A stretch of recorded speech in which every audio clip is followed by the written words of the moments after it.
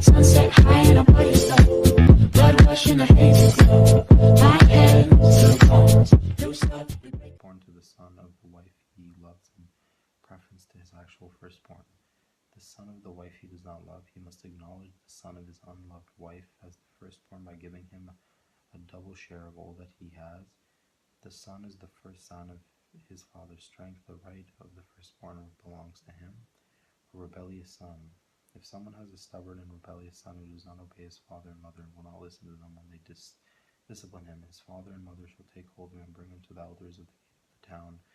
There he shall say to the elder, the son of ours is stubborn and rebellious. He will not obey us. He is a glutton and a drunkard. Then all the men of his town are to stone him to death. You must purge the evil from among you. All Israel will hear of it and be afraid.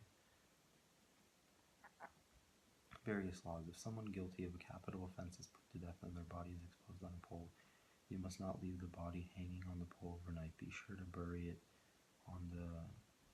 that same day, because anyone who is hung on a pole is under God's curse. You must not desecrate the land the Lord your God is giving you as an inheritance. If you see your fellow Israelites' ox or sheep straying, do not ignore it, but be sure to take it back to its owner. If they do not live near you, or if you do not know who owns it, take it home with you and keep it until they come looking for it. Then give back. Do the same if you find their donkey or cloak or anything else they have lost. Do not ignore it. If you see your fellow Israelites' donkey or ox fallen on the road, do not ignore it. Help the owner get it to its feet.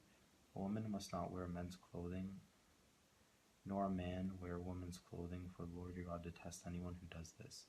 If you come across a bird's nest beside the road, either in a tree or on the ground, and the mother is sitting on the young or on the eggs, do not take the mother with the young.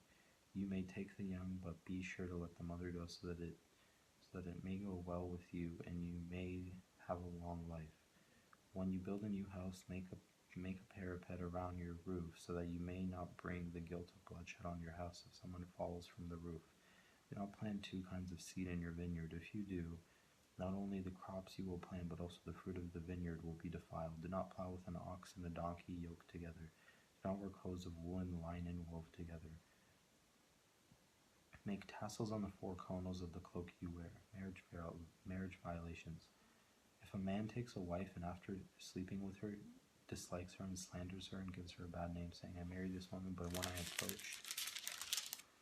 approached I did not find proof of her virginity, then the young woman's father and mother shall bring to the town elders at the gate proof that she was a virgin. Her father will say to the elders, I gave my daughter in marriage to this man, but he dislikes her now that he has slandered her and said, I did not find your daughter to be a virgin, but here is the proof of my daughter's virginity. Then her parents shall display the cloth before the elders of the town, and the elders shall take the man and punish him. They shall fine him 100 shekels of silver and give them to the young woman's father, because this man has given an Israelite virgin a bad name. She shall continue to be his wife. He must not divorce her as long as he lives. If, however, the charge is true and no proof of the young woman's virginity can be found, she shall be brought to the door of her father's house, and there the men of her town shall stone her to death. She has done an outrageous thing in Israel by being promiscuous while still in her father's house. You must purge the evil from among you. If a man is found sleeping with another man's wife, both the man who slept with her and the woman must die. You must purge the evil from Israel. If a man happens to meet in a town a virgin pledged to be married and he sleeps with her, you shall take both of them to the gate of that town and stone them to death. The young woman because she was in a town and did not scream for help, and the man because he violated another man's wife. You must purge the evil from among you. But if out in the country a man happens to meet a young woman pledged to be married and rapes her, only the man who has done this shall die. Do nothing to the woman. She has committed no sin deserving death. This case is like that of someone who attacks and murders a neighbor. For the man found the young woman out in the country, though the betrothed woman screamed, there was no one to rescue her. If a man happens to meet a virgin who is not pledged to be married and rapes her, and they are discovered, he shall pay her father 50 shekels of silver. He must marry the younger woman, for he has violated her. He can never divorce her as long as he lives. A man is to not marry his father's wife. He must not dishonor his father's bed. Exclusion for the assembly. No one has emasculated by crushing or cutting may enter the assembly of the Lord. No one born of a forbidden marriage, nor any of their descendants may enter the assembly of the Lord, not even in the 10th generation. No Ammonite or Moabite of any of their descendants may enter the assembly of the Lord, not even in the 10th generation. For they did not come to meet you with bread and water on your way when you came out of Egypt, and they hired Balaam son of Beor from Pethor and Aram Naharaim to pronounce a curse on you. However, the Lord your God would not listen to Balaam, but turn the curse into a blessing for you, because the Lord your God loves you. Do not seek a treaty of friendship with them as long as you live. Do not despise an Edomite, for the Edomites are related to you. Do not despise an Egyptian, because you resided as foreigners in their country. The 3rd generation of children born to them may enter the assembly of the Lord. Uncleanness in the camp. When you are encamped against your enemies, keep away from everything impure. If one of your men is unclean because of a nocturnal emission, he is to go outside the camp and stay there. But as evening approaches, he is to wash himself, and at sunset he may return to the camp. Designate a place outside the camp where you can go to relieve yourself. As part of your equipment, have something to dig with, and when you relieve yourself, dig a hole and cover up your excrement. The Lord your God moves about in your camp to protect you and to deliver your enemies to you. Your camp must be holy, so that he will not see among you anything indecent and turn away from you. Miscellaneous laws. If a slave has taken refuge with you, do not hand them over to their master. Let them live among you wherever they like and whenever town they choose. Do not oppress them. No Israelite man or woman is to become a shrine prostitute. You must not bring the earnings of a female prostitute or male prostitute into the house of the Lord your God to pay any vow, because the Lord your God detests them both. Do not charge a fellow Israelite interest, whether on money or food or anything else, that they may earn interest. You must charge a foreigner interest, but not a fellow Israelite, so that the Lord your God may bless you in everything you put your hand to in the land you are entering to possess. If you make a vow to the Lord your God do not be slow to pay it, for the Lord your God will certainly demand it of you, and you will be guilty of sin. But if you refrain from making a vow, you will not be guilty. Whatever your lips utter, you must be sure to do, because you made your vow freely to the Lord your God with your own mouth. If you enter your neighbor's vineyard, you may eat all the grapes you want, but do not put any in your basket.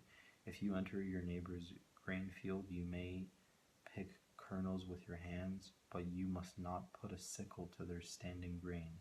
If a man marries a woman who becomes displeasing to him because he finds something indecent about her, and he writes her a certificate of divorce, gives it to her, and sends her from his house, and if after she leaves his house and she becomes the wife of another man, and her second husband dislikes her and writes her a certificate of divorce and gives it to her and sends her from his house, or if he dies, then her first husband who divorced her is not allowed to marry her again after she has been defiled. That would be detestable in the eyes of the Lord. Do not bring sin upon the land the Lord your God is giving you as an inheritance. If a man has recently married, he must not be sent to war or have any other duty laid on him. For 1 year he is to be free to stay at home and bring happiness to the wife he has married. Do not take a pair of millstones, not even the upper one, as security for a debt, because that would be taking a person's livelihood as security. If someone is caught kidnapping a fellow Israelite and treating or selling them as a slave, the kidnapper must die. You must purge the evil from among you. In the cases of defiling skin diseases, be very careful to do what exactly the Levitical priests instruct you. You must follow carefully what I have commanded them. Remember what the Lord your God did to the Miriam along the way after you came out of Egypt.